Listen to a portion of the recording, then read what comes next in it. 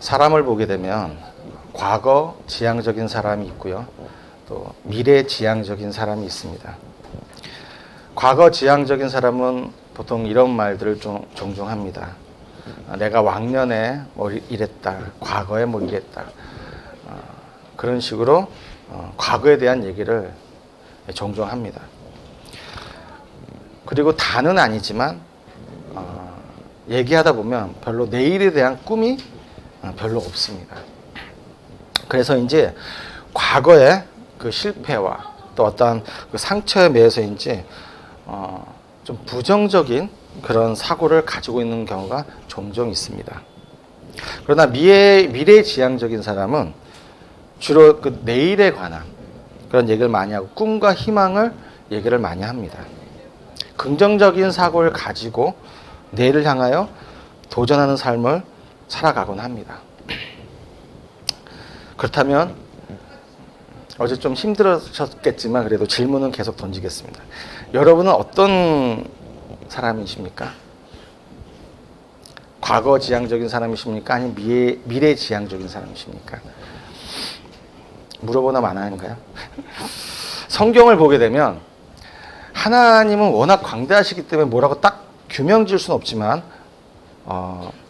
하나님은 미래 지향적인 분이십니다. 그래서 우리가 살아온 인생보다 앞으로 우리가 살아갈 인생에 대하여 더 많은 관심을 가지고 계십니다. 오늘 본문 18절을 보게 되면 너희는 이전 일을 기억하지 말라. 이전 일을 기억하지 말며 옛날 일을 생각하지 말라고 말씀하십니다. 여기서 이전 일이란 뭐를 말하는 걸까요? 이 문맥을 보면은 구원하신 사건을 말합니다. 좀 더 구체적으로 말하면은 이스라엘 민족이 홍해를 건너는 사건을 말하고 있습니다. 홍해를 건널 때 또 애굽에 그런 군대가 막 추격을 해왔지 않습니까? 그때 하나님은 어떻게 하셨습니까? 그 건너면서 그 애굽의 군대를 다 뒤따라 애굽의 군대를 다 수장시켰습니다. 사실 이 사건만큼 성경에서 드라마틱한 사건은 아마 없을 겁니다. 어떻게 보면 가장 큰 사건일 수도 있죠. 이게 안 되면 모든 게 앞으로 진행이 안 되니까요. 그래서 이 사건은 절대 잊어버리면 안 되고 영원히 기억해야 될 사건인 것입니다. 그런데 하나님은 이 사건을 이전 일을 기억하지 말라고 하십니다.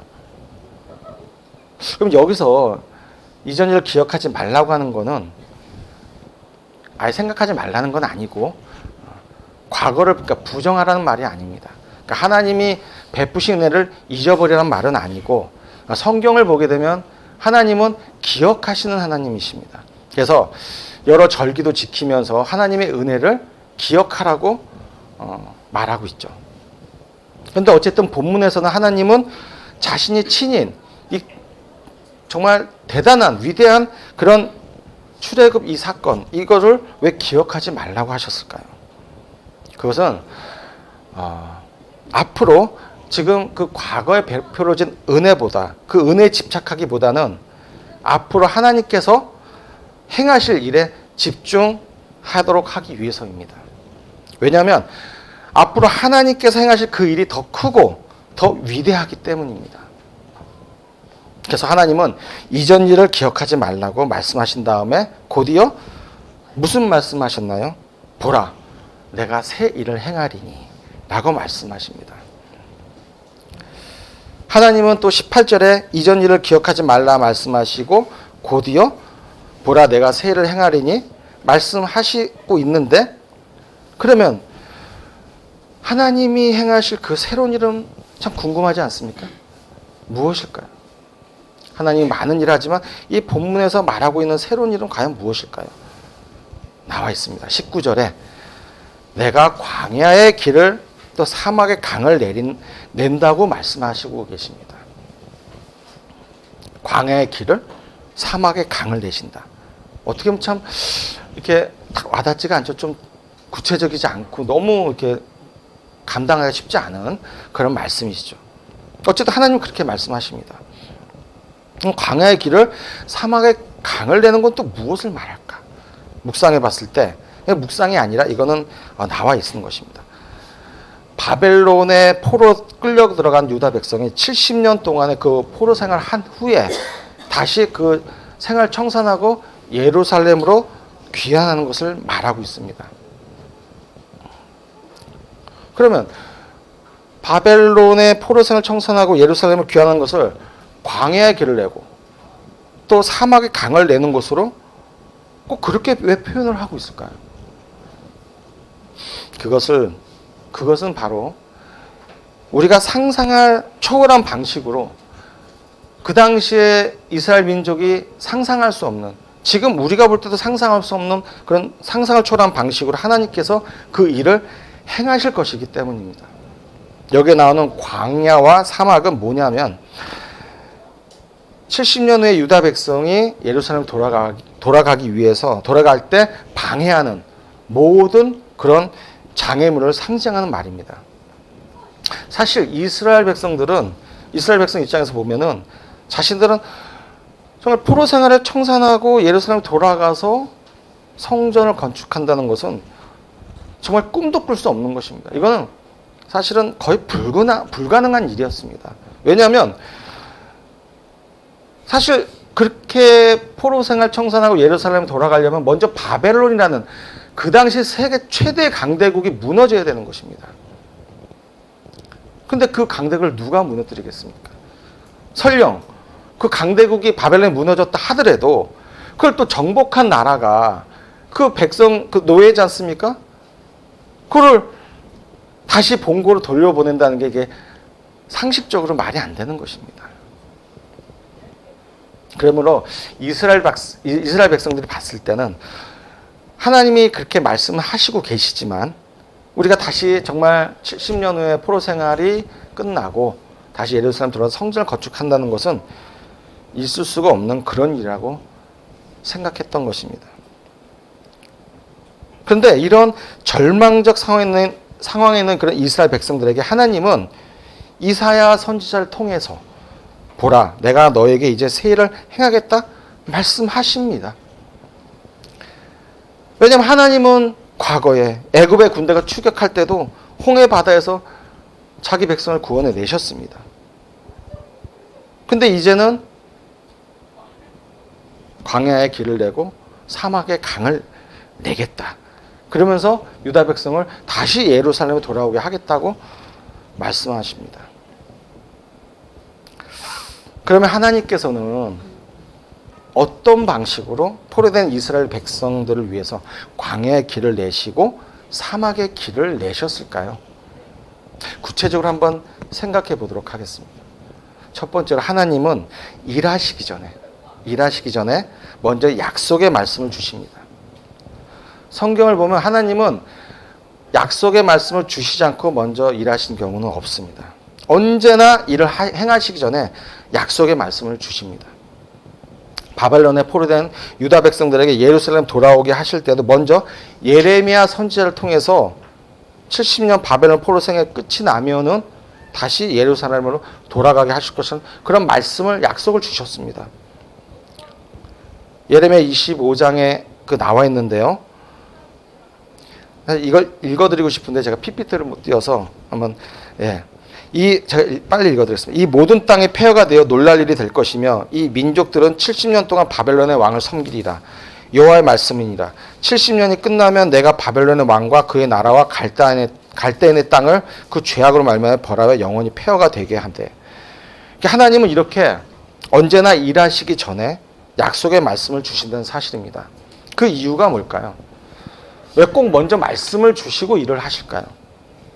그 이유는 뭐냐면 그 말씀을 주시지 않고 이렇게 일이 되면 그 우연이 됐다고 그러시거든요.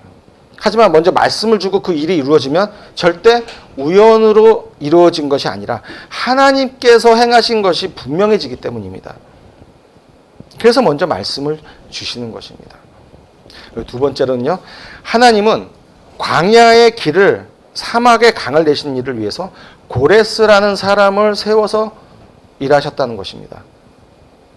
본문 19절 20절에 보면 여기서 내가라는 말이 4번이 나옵니다. 이건 넘어가겠습니다.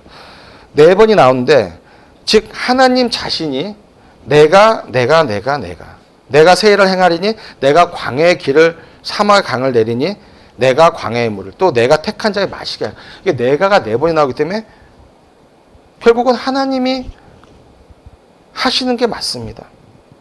하신다고 하십니다. 그렇지만 그런 전지전능한 분이시지만 꼭 반드시 사람을 세우시고 그 사람을 통해서 일을 행하신다는 사실입니다. 이스라엘 백성들을 애굽에서 구원해 낼 때도 누구를 세웠습니까? 누구를 준비했습니까? 바로 모세입니다. 자그마치 40년, 80년입니다. 또 바벨론 포로된 백성들을 돌아오게 할 때는 방금 말한 고레스라는 사람을 통해서 일을 이루셨습니다.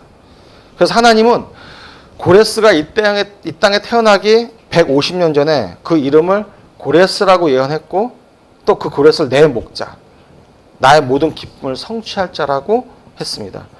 이사야 44장 28절에 보면 내 목자라, 그가 나의 모든 기쁨을 성취하리라 라고 말을 하고 있습니다. 근데 여러분, 고레스는 택한 선민이 아니었습니다. 하나님과는 전혀 상관없는 이방인의 왕입니다. 그러나 하나님은 이사야 45장 1절에 그에게 기름 부음을 받게 해서 그의 오른손을 붙들고 열국을 한곡하게 할 것이라고 말씀을 하셨습니다. 정말 고레스는 기름 부음을 받고 하나님 손에 붙들린 바 돼서 주변 나라를 거침없이 정복해 나갔습니다. 자, 그러면 고레스는 어떻게 그 당시 세계 최강, 하나님이 말씀은 하셨지만, 예언은 하셨지만 그 세계 최강 바벨론을 무너뜨렸을까요? 본문 14절에 보면, 그 뒤에 보면은 이런 말이 나옵니다. 자기들이 연락하던 배를 타고 도망하여 내려가게 하리라. 주전 539년에 고레스는 바벨론을 정복하려고 바벨론 성을 포위합니다. 근데 이 성은 엄청나게 큰 성이었습니다. 역사가 의하면 한 변의 길이가 21km, 총 둘레가 85km가 나되는 어마어마한 성이었습니다. 하나의 정말 도시 같은 규모입니다. 성벽의 두께가 25m, 높이가 89m. 그러니까 또 적의 공격을 막기 위해서 성벽 주위를 파서 연못이 있는데, 그건 연못이 아니라 거의 강 수준의 그런 수준이라고 합니다. 근데 어떻게 이런 난공불락의 정말 초롱성 같은 그런 성을 무너뜨릴 수 있었을까요? 성경은 그 메대와 바사 연합군에서 무너졌다고 나옵니다. 그 주인공이 바로 페르시아의 이 고레스인 것입니다. 다니엘서 5장에 보면 바벨론 제국의 왕 벨사살이 큰 잔치를 베풀고 1,000명의 귀빈을 초청해서 예루살렘에서 갖고 온 그 그릇들을 가지고 술을 먹었습니다. 그리고 그 신상들 참배했습니다. 그래서 5장 30절에 다니엘 5장 30절에 보면은 그 연회를 베풀던 밤 고레스가 보낸 그 군대 장관과 그 용사들의 벨사살이 살해를 당하게 됩니다. 그래서 이사야가 예언했던 것처럼 그 바벨론 도성에 있던 사람들은 아까 14절 그 후반에 나왔던 내용처럼 자신들의 운송선에 배를 타고 도망을 갔던 것입니다. 결국 고레스는 전투 없이 무혈 입성해서 바벨론 제국을 무너뜨렸던 것입니다. 이사야 선지가 예언한 것처럼 바벨론 제국은 고레스가 이끄는 그런 제국에서 무력이 아닌 그 평화적인 그런 방법으로 멸망을 당하게 된 것입니다. 그렇게 해서 바벨론 제국을 무너뜨린 고레스는 칙령을 발표해서 유다 백성들을 다시 예루살렘 돌아가게 해서 성전을 건축하라고 말을 합니다. 에스라 1장 2절 3절에 보면은 그런 말이 나와 있습니다. 참 여러분, 그게 참 성경에 있는 말이니까 그렇구나가 아니라 참 너무 놀랍지 않습니까? 그렇게 해서 이 바벨론을 정말 고레스가 점령을 했는데 그걸로 끝나지 않고 칙령을 내려서 다시 이스라엘 민족을 돌아가게 하고 성을 건축하게 합니다. 어떻게 이런 일이 또 일어났을까요? 보면은 하나님께서 고레스의 마음에 감동을 주셨기 때문입니다. 에스라 1장 1절에 제가 한번 읽어드리겠습니다. 바사왕 고레스 원년에 여호와께서 예레미야의 입을 통하여 하신 말씀을 이루게 하시고 바사왕 고레스의 마음을 감동시키매 그가 온 날에 공포하고 조서도 내려이르되, 그러니까 하나님이 그 마음을 주장했던 것이죠. 이렇게 하나님은 상상을 초월한 방식, 전혀 선택된 백성도 아니고 이방인의 왕인 고레스를 선택해서 기름 부으셔서 이스라엘 민족을 정확한 그 시간에 다시 예루살렘을 보내 성전 건축해야 해요. 이게 참 상상을 초월한 방식인 것입니다. 인간의 생각을 뛰어넘는 그런 하나님의 방식으로 하나님 당신의 말씀을 약속을 지키셨던 거죠. 자, 잠깐 여기서 당연한 건데요. 이 상상을 초월한 일을 누가 이루셨다고 했습니까? 누가 광야에 길을 내고 사막에 우물을 내고 또 예루살렘으로 돌아가게 했다고 했습니까? 하나님이 하신 것입니다. 그래서 하나님은 나 여호와가 이 일을 이루었다 라고 이사야 41장 4절에 분명하게 말씀을 하고 계십니다. 이 일을 누가 행하느냐, 누가 이루었느냐, 누가 처음부터 만대를 불렀느냐, 나 여호와라, 이렇게 말씀하고 계십니다. 전능하신 하나님께서는 고레스를 택하여 세우시고 상상할 수 없는 놀라운 일을 이루셨습니다. 자, 그러면은 하나님이 이렇게 하셨습니다. 사람을 세워서 하셨습니다. 다 좋은데 하나님께서 다 이루셨는데 그러면 하나님은 언제 우리 본문에 약속하신 새 일을 행하실까요? 다시 말해서 언제 광야의 길을 내고, 다 좋습니다. 언제 광야의 길을 내고 사막의 길을 내실까요? 또 언제 바벨론 제국을 무너뜨려 이스라엘 백성을 예루살렘으로 돌아가게 할까요? 먼 훗날일까요? 아닙니다. 19절 상반절에 보면 이제 나타내실 것이라고 말씀하십니다. 이 말은 임박한 미래를 말하는 것입니다. 역사적으로 보면은 말씀이 선포되고 70년이 지났을 때 이 모든 일이 이루어졌습니다. 그러므로 내가 새 일을 행하리니, 이 말씀은 하나님께서 언젠가는 새 일을 행하리니가 아니라 이미 하나님의 새 일이 시작이 되었고 진행 중에 있다는 것을 말하고 있는 것입니다. 그래서 19절 시작에 보라라고 말하는 겁니다. 무엇을 보라는 것입니까? 하나님이 이미 우리 가운데 시작한 이 새 일을 보라는 것입니다. 사실 포로된 유다 백성들 입장에서 보면 아무것도 보이지 않았습니다. 하나님은 보라고 말씀하셨지만 여전히 자신들은 포로로 끌려와 있고 힘들고 여전히 포로된 생활을 하고 있는 상황이었기 때문입니다. 또 바벨론 제국은 더 번성해 보이고 전혀 무너질 기미가 보이지 않았습니다. 이런 상황에서 하나님은 이스라엘 백성에게 당신이 하시는 새 일을 보라고 말씀하십니다. 사실 하나님을 잘 모르면 정말 보이지도 않고 이해가 안 되죠. 현 상황 봐도 답답할 뿐입니다. 자, 그러면은 오늘의 설교 제목이기도 한데요. 우리 하나님은 우리 믿음의 백성들을 그 하나님이 하신 말씀을 믿고 하나님의 새 일을 보려면 우리가 어떻게 해야지만 하나님의 그 말씀 믿고 하나님이 이루시는 새 일을 보게 될까요? 첫 번째로 우리에게 주신 그 약속의 말씀, 먼저 말씀을 주신다고 하지 않습니까? 약속의 말씀을 붙들고 믿음의 눈으로 바라봐야 합니다. 하나님은 우리에게 지금 이미 새 일을 시작한 것을 믿고 믿음의 눈으로 바라보라고 말씀하십니다. 19절 하반절에 너희가 그것을 알지 못하느냐라고 말씀하십니다. 이 말은 알아야 된다는 것입니다. 그렇습니다. 하나님이 우리에게 또는 각자에게 그 약속의 말씀을 주셨다면 하나님은 이미 그 일을 시작하신 것입니다. 우리 눈에 보이지 않아서 그렇지 하나님은 우리의 시간이 아닌 하나님 당신의 시간에 의해서 그 일을 이루어 가고 계신 것입니다. 하나님의 열심으로 말이죠. 히브리서 11장 1절에 보면 믿음은 바라던 것의 실상이요 보이지 않는 것의 증거니 라고 믿음에 대해서 말씀하고 있습니다. 우리는 현재 보이지 않지만 분명한 그 약속의 말씀을 붙들고 하나님의 새 일을 믿음의 눈으로 봐야 하는 것입니다. 그게 바로 믿음인 것입니다. 보이고 믿는 것은 믿음이 아닌 거예요. 보이지 않는 것을 믿는 게 믿음인 것입니다. 한번 출애굽의 역사를 한번 볼까요? 애굽에서 종살했던 이스라엘 백성들은 정말 우리가 애굽에서 나올 수 있을지 까마득히 모르고 있었습니다. 하나님은 아브라함의 이삭과 야곱과 그런 맺은 언약을 기억하고 계셨습니다. 그래서 그 출애굽의 역사를 위해서 모세를 준비하셨고 또 모세를 위해서도 산파와 또 애굽 왕, 또 공주 다 왕궁까지 다 준비해 놓으셨습니다.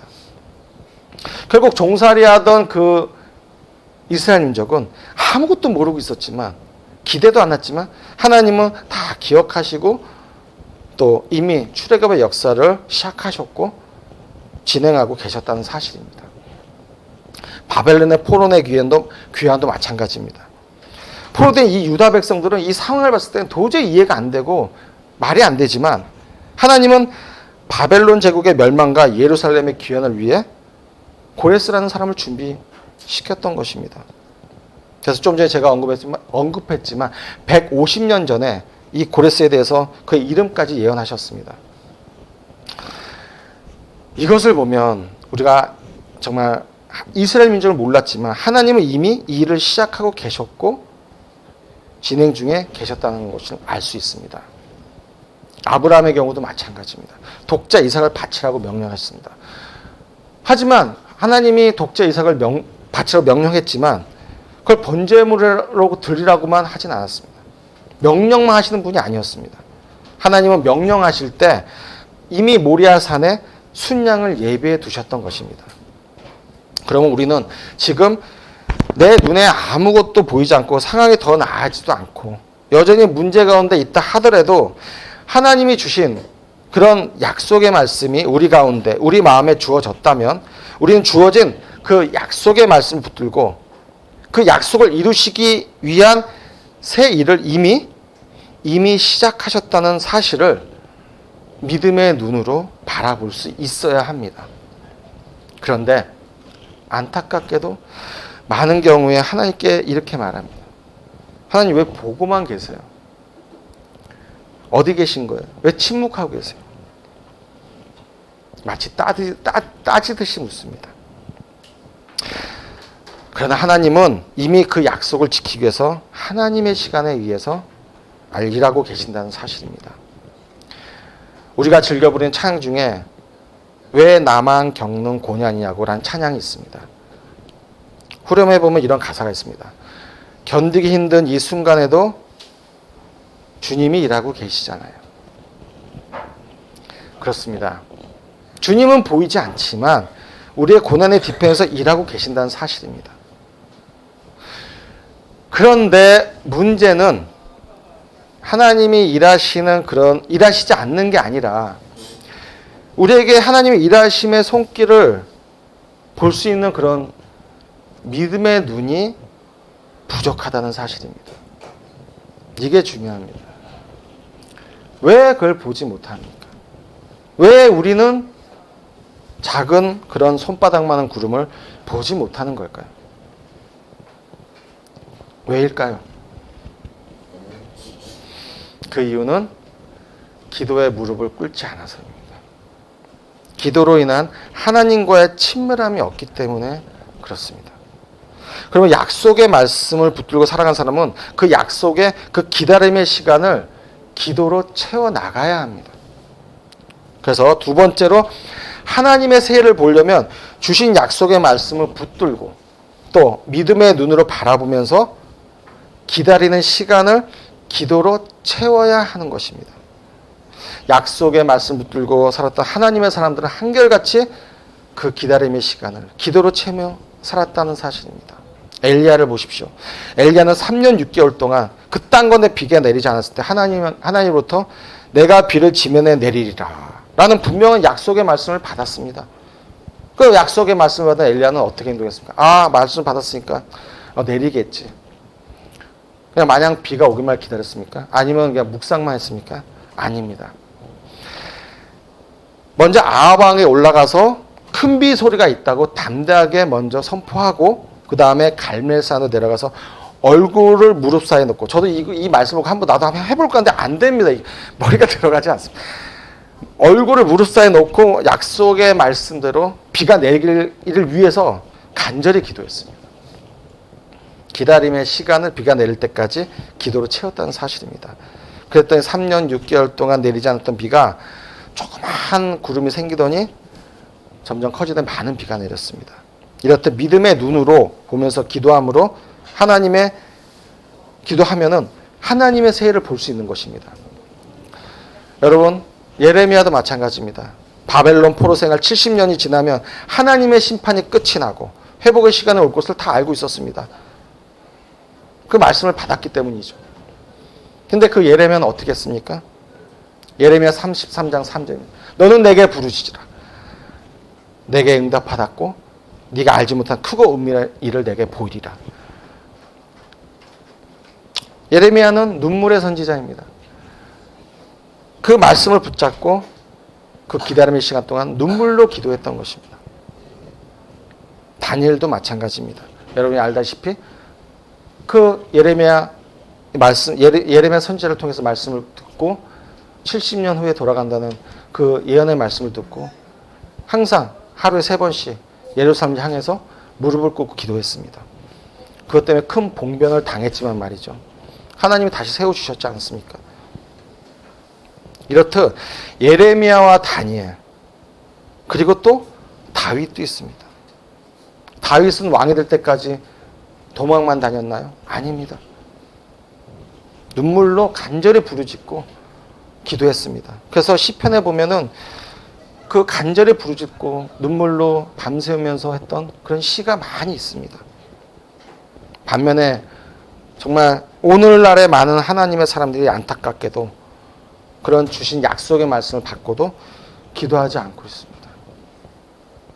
그러나 하나님의 손에 붙들린 바 되어 쓰임을 받았던 사람들은 한결같이 약속의 말씀을 붙들고 내일을 기다리며 그 기다림의 시간 동안에 기도로 채우며 살았다라는 것입니다.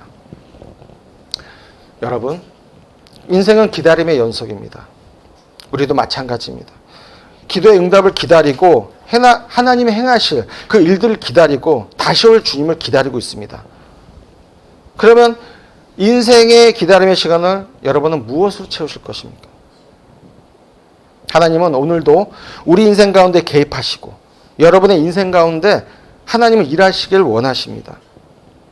그래서 하나님은 일하시기 전에 반드시 여러분에게 말씀을 주신다는 사실입니다. 그러니까 하나님이 하나님 내게 주신 그 말씀을 받았다고 한다면 이미 하나님은 여러분의 인생 가운데 새 일을 시작하신 것입니다. 저는 말할 것도 없고 여러분 모든 인생에 주신 말씀이 있지 않습니까? 이미 우리가 눈에 보이지 않고 다 와닿지는 않지만 새 일을 시작한 것입니다. 다빈교회는 말할 것도 없고요. 7년 동안 그냥 아무것도 없이 온 게 아닙니다. 하나님의 때, 하나님의 시간에 하나하나 정확하게 이뤄가고 있는 것입니다. 우리가 감히 판단할 수도 없고 측량할 수도 없는 것입니다. 우리가 할 일은 기도하는 것입니다. 하나님이 이루실 그것을 위해서 기도하는 것입니다. 기도하지 않는 사람이 말이 많아요. 보통. 하나님의 역사는 시작이 된 것입니다. 내 시간이 아닌 하나님의 시간에서 하나님이 움직이고 계신 것입니다. 그렇다면 우리는 그 기다림의 시간을 기도로 채우며 기다려야 되지 않을까요? 우리가 하나님이 주신 약속의 말씀, 정말 그 말씀을 붙들고 그 기다림의 시간을 기도로 채워나가면 하나님께서는 우리 인생 가운데 개입하실 것입니다. 그래서 하나님의 일하심의 역사를 우리는 보게 될 것입니다. 그리고 마지막으로 또 기도를 하는 또 하나의 주된 이유가 있는데 그거는 우리가 약속의 말씀을 받지 않습니까? 그러면 성령의 그 말씀을 통해 성령의 인도를 받는데 반면에 사단이 가만히 있지 않죠. 영적으로 방해하는 사단의 괴계를 이겨낼 수 있기 때문입니다. 은혜가 큰 곳에는 그만큼 사단의 역사도 큰 것입니다. 사단은 공동체를 하나 되게 못 만들고 무너뜨리려고 하고 또 성령의 생각이 아닌 사단의 생각을 마음과 생각을 지배해서 이끌어가려고 합니다. 그래서 우리가 매일매일 주신 그런 하나님의 약속의 말씀을 붙잡고 믿음으로 바라보고 기다림의 시간 동안에 기도해야 되는 것입니다. 도종환 시인이 쓴 유명한 시 흔들리며 피는 꽃이라는 시가 있습니다. 잠깐 읽어드리겠습니다. 흔들리지 않고 피는 꽃이 어디 있으랴. 삶이 어디 있으랴. 이처럼 우리들의 삶에는 고난과 아픔과 항상 흔들림이 있습니다. 어떤 사람은 경제적으로 흔들리고 어떤 사람은 건강을 흔들리고 어떤 사람은 정신적으로 흔들리고. 요즘 우리 다빈 삶이 힘들고 어려운 가정이 있습니다. 예수 정말 목수의 아들로 그런 시간을 그 아픔과 소망을 말씀 성령을 약속을 주시고 새해를 하시는 것입니다. 간절히 바라기는 우리